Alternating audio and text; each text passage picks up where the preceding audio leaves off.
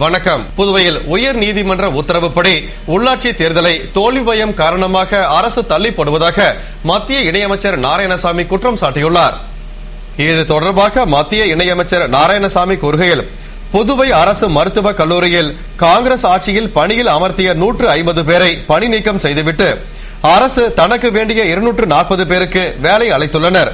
அந்த 150 பேரை பணி நீக்கம் செய்தமைக்கு என்ன காரணம் என்று கேள்வி எழுப்பிய அவர், இதற்கான காரணம் குறித்து அறிக்கை வெளியிட வேண்டும் மற்றும் விசாரணை வைக்க வேண்டும் என கோரியுள்ளதாகவும், வரும் ஜனவரி 15ஆம் தேதிக்குள் பஞ்சாயத்து தேர்தலை நடத்திட வேண்டும் என்று சென்னை உயர்நீதிமன்றம் உத்தரவிட்டும் தேர்தலை நடத்துவதற்குரிய நடவடிக்கைகளை மேற்கொள்ளாமல் அனைத்து கட்சிகளின் கூட்டத்தை கூட்டி ஆலோசிக்காமல் தொகுதி வரையறை என்று காரணம் காட்டி தேர்தலை தள்ளி போடுவதாகவும் கூறிய அவர், மேலும் புதுவையில் தொழிற்சாலைகள் ஒவ்வொன்றாக மூடி வருவதாகவும் புதிய தொழிற்கொள்கைகளை வகுக்க என்ஆர் அரசு எவ்வித நடவடிக்கையும் மேற்கொள்ளவில்லை என்று கூறினார். மேலும் பாராளுமன்ற கூட்டத்தொடரில் எவ்வித பிரச்சனைகளையும் சந்திக்க தயார் என்று எதிர்க்கட்சிகளுக்கு மத்திய நிதியமைச்சர் ப. சிதம்பரம் சவால் விடுத்ததாகவும், திமுகவுடனான காங்கிரஸ் உறவு பலமாக உள்ளது என்று கூறினார். மேலும் கூடங்குளத்தில் மின் உற்பத்தி டிசம்பர் 12ஆம் தேதி போன்ற நேரத்தில் துவங்கும் சூழ்நிலை உள்ளது என்று கூறினார். புதுவை உப்பளம் தொகுதியில் திராவிட முன்னேற்ற கழகம் சார்பில் மாநில அமைப்பாளர் எம்.ஏ.எஸ். சுப்பிரமணியன் தலைமையில் திமுகவினர் பிரச்சார சுற்றுப்பயணம் மேற்கொண்டனர். புதுவையில் உள்ள அனைத்து தொகுதிகளுக்கும் திராவிட முன்னேற்ற கழக மாநில அமைப்பாளராக பொறுப்பேற்றுக் கொண்ட எம்.ஏ.எஸ். சுப்பிரமணியன் சுற்றுப்பயணம் மேற்கொண்டு தொகுதி நிர்வாகிகளுடன் கலந்தாய்வு நடத்தி வருகிறார். அதன்படி உப்பளம் தொகுதியில் திமுக பொருளாளர் அனிபால் கென்னடி தலைமையில் துணை அவைத் தலைவர் சீதா வேதநாயகம், சோமசுந்தரம், முன்னாள் நகரமன்ற துணைத் தலைவர் ஜான்குமார், தொகுதி செயலாளர் ஏம்பலம் செல்வம், தட்டாஞ்சாவடி இளங்கோ உள்ளிட்ட நிர்வாகிகள் முன்னிலையில் மாநில அமைப்பாளர் எம்.ஏ.எஸ். சுப்பிரமணியன் ஏஎப்டி திடல், காந்தி வீதி, சோனாபாளையம், கல்லறை வீதி, வானரப்பேட்டை உள்ளிட்ட இடங்களில் சுற்றுப்பயணம் மேற்கொண்டு பேசுகையில், புதுவையில் முதல்வர் 3 தொகுதிகள் மட்டுமே இருப்பதாக நினைத்து 3 தொகுதிகளுக்கு மட்டும் வேலைவாய்ப்பு உள்ளிட்ட அனைத்து வசதிகளையும் செய்து கொடுக்கிறார்.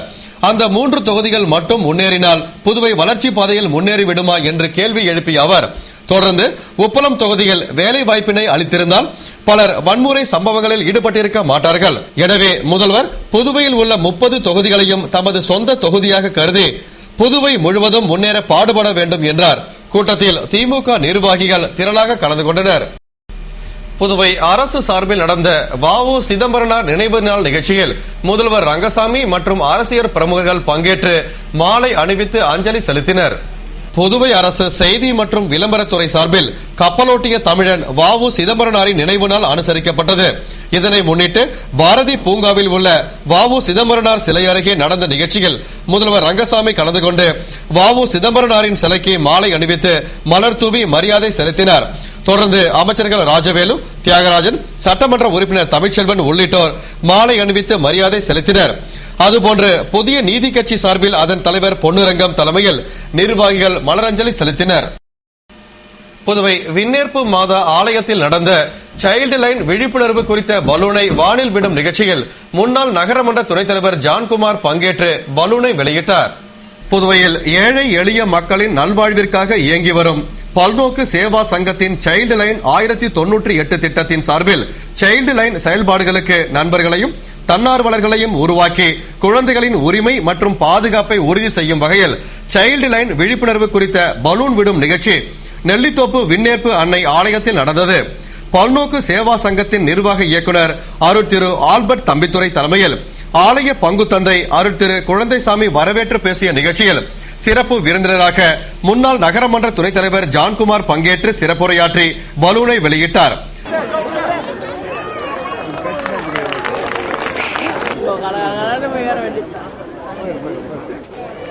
500க்கும் மேற்பட்ட குழந்தைகள் பொதுமக்கள் கலந்து கொண்டு சைல்டு லைன் திட்டம் குறித்து விழிப்புணர்வு பெற்ற நிகழ்ச்சிக்கான ஏற்பாட்டினை பல்நோக்கு சேவா சங்கம் மற்றும் பேபி சாரா நிறுவன சைல்டு லைன் திட்ட பணியாளர்கள் செய்திருந்தனர்.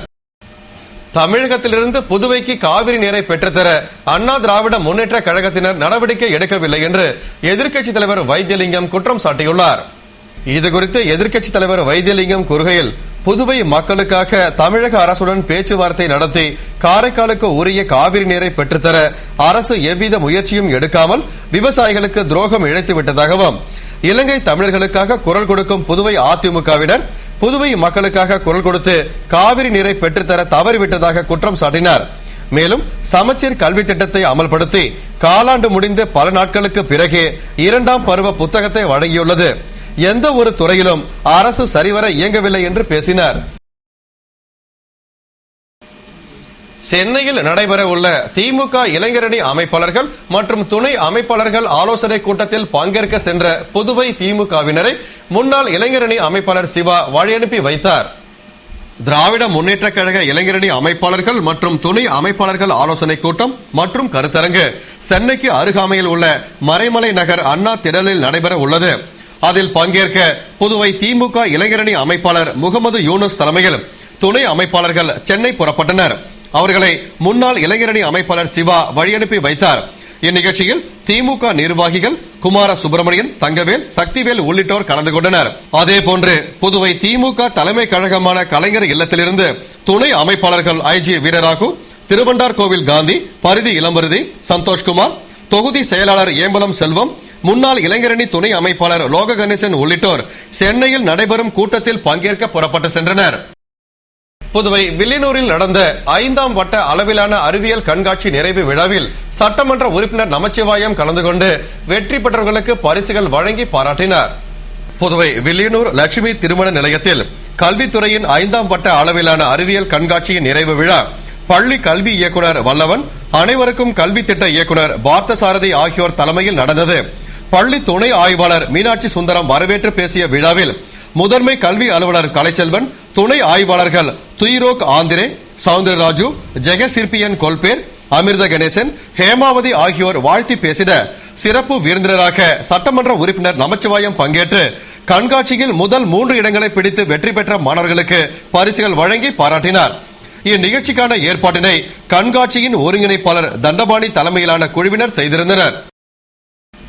சேவை எண்ணம் கொண்ட இளைஞர்கள் திமுகவுடன் இணைந்து மக்கள் பணியாற்ற வேண்டும் என்று உழவர்கரையில் நடந்த கூட்டத்தில் மாநில அமைப்பாளர் MA சுப்பிரமணியன் பேசினார். புதுவை உழவர்கரை தொகுதி திராவிட முன்னேற்ற கழக நிர்வாகிகள் கூட்டம் ரீனா மகாலில் உழவர்கரை திமுக பிரமுகரும் இளைஞரணி துணை அமைப்பாளருமான ஐஜி வீரராகு தலைமையில் நடந்தது.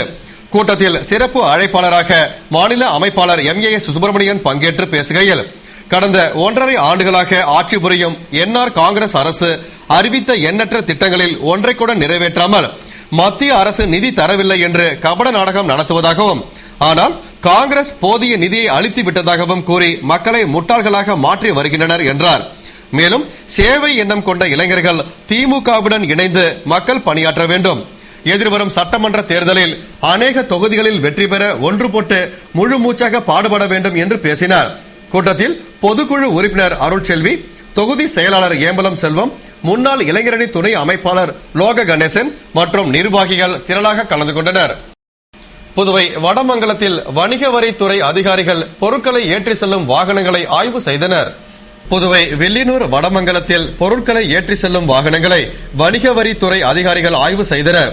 சோதனையில் பொருட்களை ஓரிடத்திலிருந்து மற்றொரு இடத்திற்கு கொண்டு செல்ல செலுத்தப்பட வேண்டிய வரி செலுத்தப்பட்டுள்ளதா என்று வாகனங்களை நிறுத்தி சரிபார்த்தனர். அவ்வாறு வணிக வரித்துறைக்கு செலுத்த வேண்டிய வரிகளை செலுத்தாமல் வாகனங்கள் ஏற்றி சென்ற பொருட்களுக்கு வரி விதித்தனர். மேலும் வரி செலுத்தாமல் பொருட்களை ஏற்றியதற்காக அபராதம் விதித்தனர். மேலும் இது குறித்து அதிகாரிகள் கூறுகையில், வரி செலுத்தாமல் பொருட்களை ஏற்றி செல்வதை தடுக்க இதுபோன்ற சோதனைகள் தொடரும் என்று தெரிவித்தனர். புதுவை ராஜீவ்காந்தி அரசு மகளிர் மற்றும் குழந்தைகள் மருத்துவமனையில் பேறுகாலத்திற்கு பின் ஏற்படும் மனநிலை மாற்றங்கள் குறித்த கருத்தரங்கு நடைபெற்றது. புதுவை எல்லப்பிள்ளை சாவடி ராஜீவ்காந்தி அரசு மகளிர் மற்றும் குழந்தைகள் நல மருத்துவமனையில் பேறுகாலத்திற்கு பிறகு ஏற்படும் மனநிலை மாற்றங்கள் குறித்த தொடர் கல்வி கருத்தரங்கு பயிற்சி இயக்குனர் டாக்டர் ரங்கநாத் தலைமையில் நடந்தது. நிகழ்ச்சியில் டாக்டர் ஜெயஸ்ரீ குருதேவ் கலந்து கொண்டு பெண்களுக்கு பேறுகாலத்திற்கு பின் ஏற்படும் மனநிலை மாற்றங்கள், அதற்கான அறிகுறிகள், மனோரீதியாக அவர்களுக்கு தர வேண்டிய பாதுகாப்பு போன்றவை பற்றி விளக்கினார். மருத்துவ கண்காணிப்பாளர், உள்ளிருப்பு மருத்துவ அதிகாரிகள், செவிலியர் கண்காணிப்பாளர்கள், மருத்துவ மாணவ மாணவிகள் பங்கேற்ற கருத்தரங்கிற்கான ஏற்பாட்டினை திட்ட இயக்குனர் ரங்கநாத் தலைமையில் செவிலியர்கள் செய்திருந்தனர். நிறைவில் செவிலியர் கண்காணிப்பாளர் மல்லிகா நன்றி கூறினார். புதுவை ராஜீவ்காந்தி அரசு மகளிர் மற்றும் குழந்தைகள் மருத்துவமனையில் இருந்த லிங்கேஸ்வரர் கோவில் உண்டியலை மர்ம நபர்கள் உடைத்து அதிலிருந்த பணத்தை அள்ளி சென்றனர். புதுவை எல்லைப்பிள்ளை சாவடியில் உள்ள ராஜீவ்காந்தி அரசு மகளிர் மற்றும் குழந்தைகள் மருத்துவமனையில் நாகலிங்கேஸ்வரர் கோவில் ஒன்று உள்ளது. அங்கு மருத்துவமனையில் பிரசவம் பார்க்க வருபவர்கள் வழிபட்டு கோவில் உள்ள உண்டியலில் காணிக்கை செலுத்தி வருகின்றனர். இந்நிலையில் கோவிலின் திறந்த இடத்தில் அமைக்கப்பட்டிருந்த உண்டியலை மர்ம நபர்கள் யாரோ உடைத்து அதில் இருந்த பணத்தை கொள்ளையடித்து சென்றனர். வழக்கம் போல கோவிலுக்கு சுவாமி தரிசனம் செய்ய வந்தவர்கள் உண்டியல் உடைக்கப்பட்டிருப்பதை கண்டு ரெட்டியார்பாளையம் போலீசாருக்கு தகவல் தெரிவித்தனர். உடனடியாக போலீசார் விரைந்து வந்து சம்பவ இடத்தை பார்வையிட்டு விசாரணை மேற்கொண்டனர். புதுவை இந்திரா காந்தி அரசு மருத்துவக் கல்லூரியில் நடந்த சர்க்கரை நோய் பற்றிய பல்வேறு தலைப்புகளில் விழிப்புணர்வு கருத்தரங்கு நடைபெற்றது. புதுவை இந்திரா காந்தி அரசு மருத்துவக் கல்லூரியில் உலக சர்க்கரை நோய் தினத்தை முன்னிட்டு விழிப்புணர்வு நிகழ்ச்சி நடந்தது. இதில் விழிப்புணர்வு நடைபயணம், சர்க்கரை நோய் விழிப்புணர்வு கருத்தரங்கம் மற்றும் சர்க்கரை நோய் கண்டறிதல் முகாம் நடந்தது. சர்க்கரை நோய் ஒரு பொதுவான பார்வை, சர்க்கரை நோய் தடுப்பு முறைகள், சர்க்கரை நோய் பாதிப்புகளும் பின் விளைவுகளும் என்ற தலைப்பில் விளக்க உரையும் தொடர்ந்து நோய் கண்டறிதல் முகாமும் நடந்தது. நிகழ்ச்சியில் மருத்துவத்துறை தலைவர் டாக்டர் பாலசுப்ரமணியன் வரவேற்று பேசிட, மருத்துவ கல்லூரி இயக்குனர் ஜெயக்குமார், நலவழித்துறை இயக்குனர் ராமன் ஆகியோர் சிறப்புரை ஆற்றினர். இதனையடுத்து செவிலியர் கல்லூரி மாணவர்களுக்காக நடத்தப்பட்ட விழிப்புணர்வு போட்டியில் வெற்றி பெற்றவர்களுக்கு பரிசுகள் வழங்கப்பட்டன. விழாவிற்கான ஏற்பாடுகளை மக்கள் தொடர்பு அதிகாரி டாக்டர் வாசுதேவையா தலைமையில் அதிகாரிகள் செய்திருந்தனர். இத்துடன் செய்திகள் நிறைவடைந்தன. வணக்கம்.